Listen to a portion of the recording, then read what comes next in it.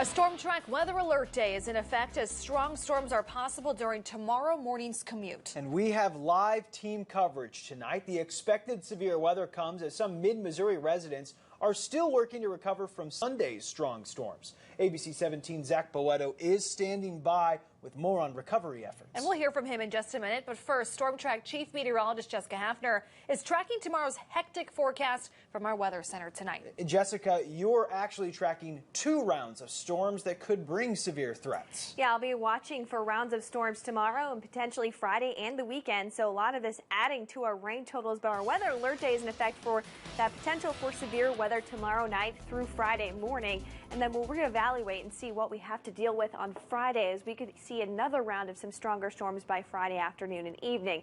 For this first round that comes through tomorrow morning, I'm just expecting some rainfall, possibly some strong winds isolated here and there, but the better threat will be towards evening with the second round bringing some heavy rain, potentially damaging winds, isolated tornadoes also on the table. Lower threat than what we're expecting for the winds, but we could also see some 1-inch hail in a couple of the storms. The impacts are going to be flash flooding and potentially some minor damage with some of those storms. I'm going to be tracking the threat for severe weather tomorrow and Friday. We have a limited risk on Friday with another round of storms possible towards the evening. Here's our flash flood watch. It includes much of mid-Missouri north of the Missouri River, and that goes into effect tomorrow afternoon through Friday morning for the threat of 2 to 4 inches of rainfall, unfortunately over areas that saw quite a bit over the weekend. Things are quiet for much of mid-Missouri right now, but I'm tracking that complex of storms across Nebraska. That's what's going to be affecting us by the morning. So here's what that looks like at 7 o'clock. I paused our future track here to show you as you're heading out the door, some of those showers and storms could be moving in quickly from the north. We'll get that break during the day, allowing the atmosphere to recharge. And then that second round moves in late on Thursday night into Friday morning. And that's where we'll run into that risk of heavy rain and damaging winds into early Friday morning. We are left with some drier weather for Friday afternoon, potentially seeing some more rainfall. I'll break down the threats for tomorrow and then what we can expect for the rest of the weekend in my complete forecast. Some people across mid-Missouri are already working to get ahead of those possible incoming storms. ABC 17's Zach Boetto is live from Business Loop 70 and Rangeline tonight. And Zach, you actually spoke with a power line worker who is hoping to keep people safe in Columbia. Lucas, Deb, the Storm Track weather team has issued a Storm Track weather alert day ahead of the possibility of severe storms tomorrow night. Now, things like power lines are a major cause for concern, especially in windy conditions. The pole is split, so we're trying to get that changed out before the storm comes out because we don't want any future damage. The storms from the last weather alert day earlier this week caused widespread damage, leaving people picking up debris for the last few days. Pat Hatfield, a technician with CenturyLink, says if you see a downed power or phone line, there are 2 things you should do. They should just call 911 and stay away from it. The Business Loop Community Improvement District put out a bin so residents and business owners in the area have a place to take their debris. Plus, the City of Columbia has a couple of residential yard waste drop-off centers as well.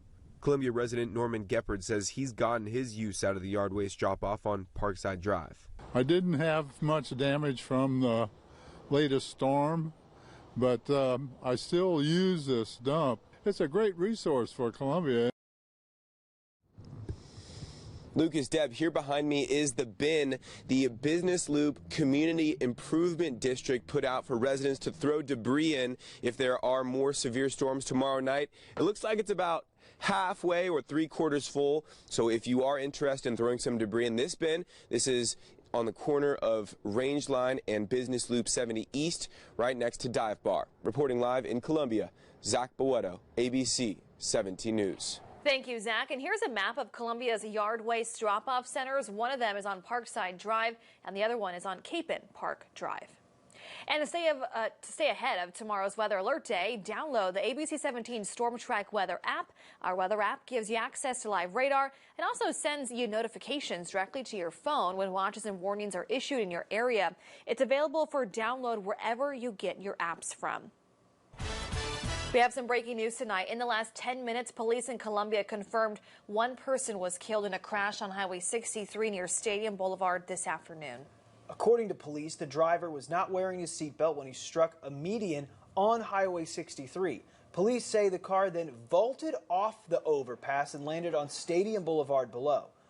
The driver, 39-year-old Wesley Griffith, was ejected. Stadium Boulevard was closed for over an hour as crews worked to clear debris. And in the last 90 minutes, deputies in Boone County cleared the scene of a reported shooting that happened north of Columbia. According to law enforcement, 2 bullets hit a home near Creasy Springs and Sycamore Hills Road around 7 this evening. We spoke with the homeowner, who says they heard a car speed off in the seconds following the shooting. No injuries were reported. And few details have been released about a car chase in Columbia tonight. Now, we actually got video from a viewer that shared it with us of the chase near Ballinger Road around 6:45. Here it is. It ended near McKee Street and Orchard Lane. Our news crew saw one person being detained. No further information, though, about this has been released. A former North Callaway school teacher faces federal charges in Iowa for allegedly extorting minors into sending him nude photos. Chad Craghead was arrested last week in Missouri. A grand jury in Iowa charged him with several crimes, including producing child pornography. Authorities say he made a fake Snapchat account to get nude photos of teens in southeast Iowa, then threatened to send them to others if they didn't send him more. Craghead has worked with the North Callaway School District since 2013, leaving the job last November. The indictment says his communication with the teens over Snapchat happened in March of 2020. The school district says it did not have a comment on the case. Today marked the first day of Missouri's special legislative session, where senators are discussing adding new legislation to the federal reimbursement allowance bill. The most discussed topic of the day was part of the bill banning Medicaid payments for contraceptives and to abortion providers. Some Republican senators argue that contraceptives are instruments of abortion. Planned Parenthood held a meeting this morning discussing the benefits of contraceptives and the harm it would do if new legislation was passed.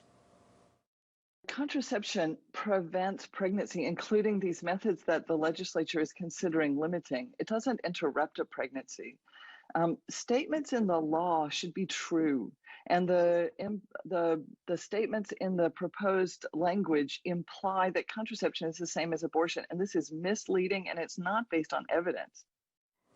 If the legislature votes not to extend the FRA, hundreds of millions of dollars would be diverted from other programs over the next fiscal year.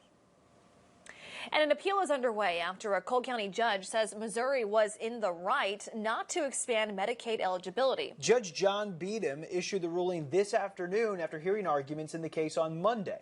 You'll recall last year voters approved a measure called Amendment 2, which expanded Medicaid coverage to 275,000 more people. The Missouri General Assembly did not pay for the expansion during this year's session. Here's video we got in court on Monday. Lawyers for the state argue that the Missouri Constitution prohibits voter-approved measures that create new programs without specifying a plan to pay for them.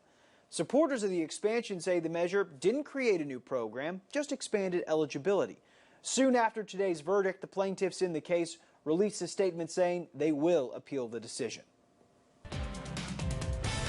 The Missouri Department of Health has issued a new health advisory in response to the fast-spreading Delta variant. The advisory reiterates the importance of continued testing and vaccination, and also comes as the CDC released some new data that the variant now accounts for approximately 29% of all COVID-19 cases in the state. Health leaders say 2/3 of Delta virus cases in the state are being reported out of southwest Missouri.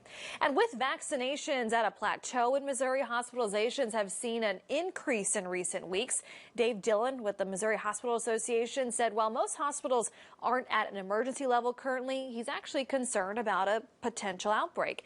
Dillon said many hospitals have shut down their COVID-specific wings and no longer hire traveling nurses, both of them vital during the pandemic, with the CDC reporting vaccines such as Pfizer's to be 94% effective against hospitalizations due to COVID-19. Dillon added some of these issues could be avoided. Any hospitalization or death from COVID at this point is unnecessary. The number of active coronavirus cases in Boone County has reached the triple digits for the first time since mid-April. Health leaders reported 25 new cases this afternoon, forcing the number of actives to now 102.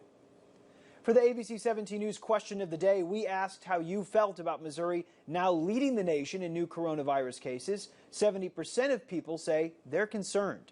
If you'd like to comment on today's question of the day or vote in our upcoming polls, you can visit our website, abc17news.com. Free COVID-19 vaccinations were available at tonight's Food Truck Roundup in Columbia. The event at the MU Healthcare Pavilion on West Ash Street wrapped up at around 7. The Columbia-Boone County Health Department says they prioritize vaccinating people at previously planned community events. We did reach out to the health department to find out how many people got shots at tonight's events, but we haven't heard back yet. And now that we're into these summer months and more motorcyclists are out on the roads, law enforcement agencies are pointing out just how many more deadly motorcycle crashes have happened so far this year.